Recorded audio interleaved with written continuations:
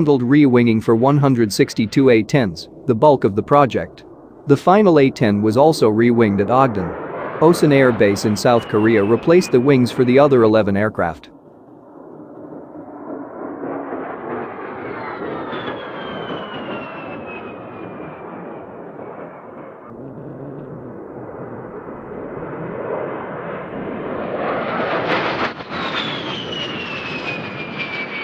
AFMC said that upgrading the 4-decade-old aircraft proved tricky at times.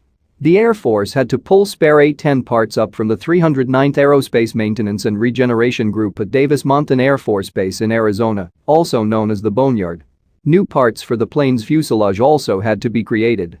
At the end of the program, making sure we had all the pieces and parts that we needed to make that happen required a really significant team effort, Steven Zazer, director of the 571st, said in the release.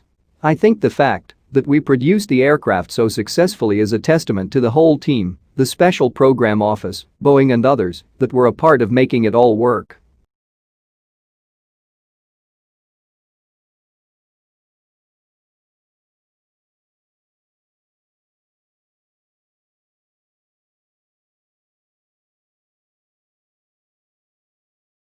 AFMC said that Lieutenant Colonel Ryan Richardson, commander of the 514th Flight Test Squadron and an A-10 test pilot, flew the last A-10 to be re-winged on July 25 and declared it airworthy.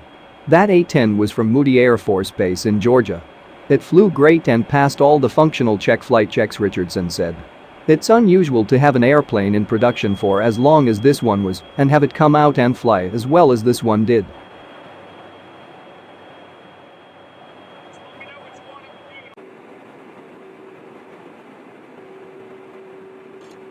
That's an awesome picture right there.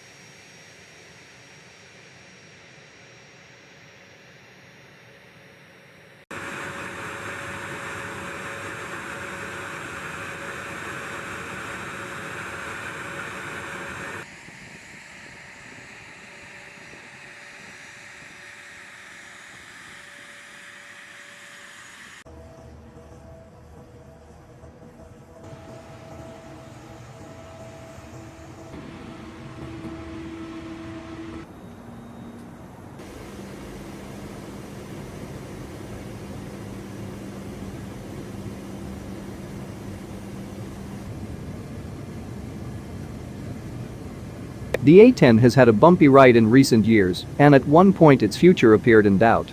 The Air Force sought to retire the A-10 around 2015 as it dealt with tight budgets and prepared to bring on the F-35, which needed crucial maintenance personnel and other resources. Some A-10 supporters also said the Air Force was no longer interested in its close air support mission, but former Chief of Staff Gen. Mark Welsh strongly denied that claim.